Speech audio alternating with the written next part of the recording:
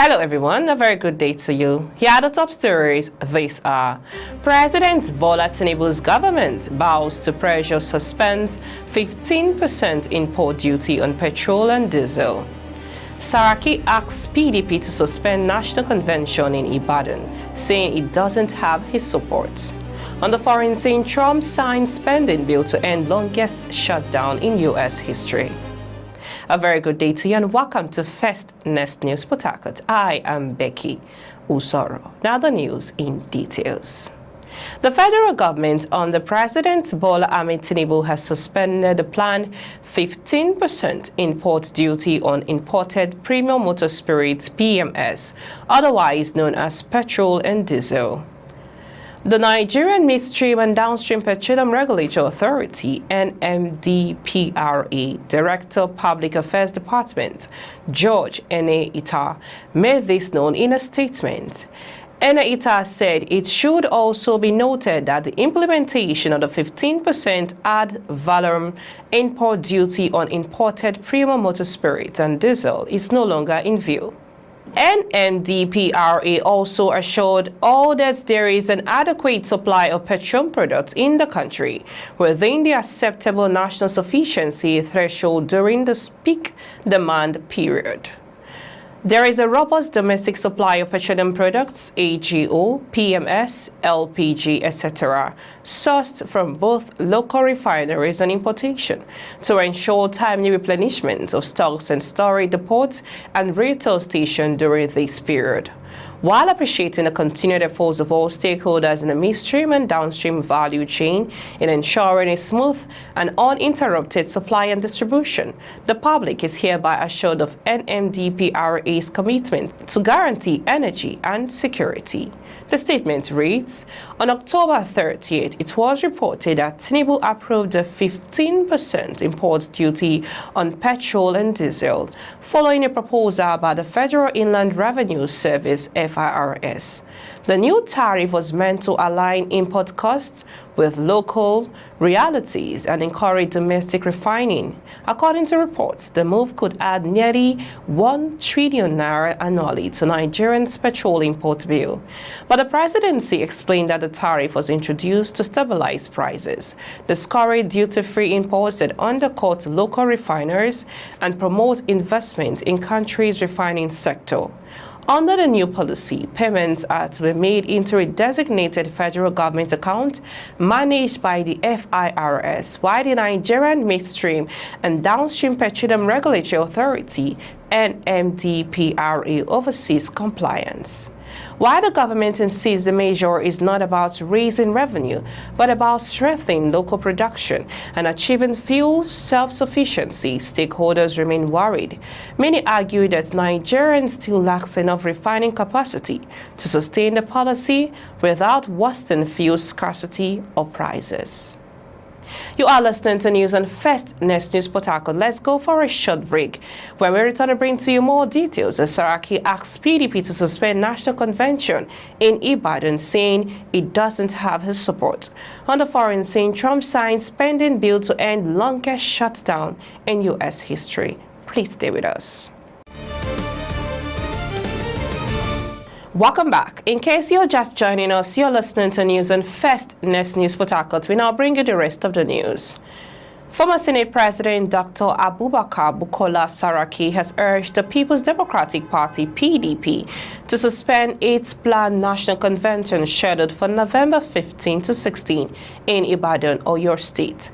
The former Kwara governor spoke on Wednesday following a meeting with the members of the Board of Trustees Reconciliation Committee of the party led by Ambassador Hassan Adamu, who visited him at his Abuja residence to seek his views on restoring peace within the PDP. The former Kwara State governor described the meeting as meaningful and incisive, noting that it focused on pressing issues affecting the party's unity and stability. He expressed regret that despite the selfless and arduous efforts of some party leaders to resolve internal disputes, the forthcoming convention had been engulfed in political and legal wrangling, which, according to him, does not augur well for Nigerians' democracy. Saraki warned that political parties are better settled through dialogue, not in courts. As it stands, there are conflicting court orders in the convention. There is no assurance its outcome will stand, he said. He explained that as a leader, he could not support any process that would jeopardize the aspirations of his people or the party's unity. Saraki advised the Board of Trustees to immediately set up a caretaker committee to run the party temporarily, saying that there was the only way to rebuild trust and confidence amongst members. This is the path to true reconciliation and stability. It's also how we can give confidence to those contesting elections or on our platform, he said. He maintained that proceeding with the convention in its present state would only deepen the crisis. Going ahead with this convention in Ibadan will fuel the current crisis. It doesn't have my support, he stated. It's not too late to find a win-win solution, he stated. The crisis in the PDP has worsened in recent weeks, with top members trading suspension and counter-suspensions. The internal crisis comes amid conflicting court rulings that have thrown the PDP's planned national convention into uncertainty. We now move on to the foreign news. President Donald Trump has signed a spending bill to reopen the government and end the longest shutdown in U.S. history. He signed the shutdown budget into a law just hours after the House of Representatives voted 222 to 209 to approve it on Wednesday night, and 2 days after the Senate narrowly approved the same package. In the Oval Office, Trump said the government would now resume normal operations after people were hurt so badly from the 43-day shutdown. Many government services have been suspended since October, and around 1.4 million federal employees have been on unpaid leave or working without pay. Food aid has also been left in limbo, and air travel has been disrupted nationwide. Government services are expected to reopen in the coming days, while disruptions to air travel will likely ease ahead of the looming Thanksgiving holiday. The Federal Aviation Administration (FAA) had reduced air traffic because of staff shortages owing to the shutdown. Trump repeatedly cast blame for the shutdown on the Democratic Party that did it purely for political reasons, he said. When we come up to midterms and other things, don't forget what they have done to our country, he added. Senate Democrats were able to trigger the shutdown despite being a minority in the chamber, because Republicans were still 7 short of the 60-vote threshold required to pass a funding bill.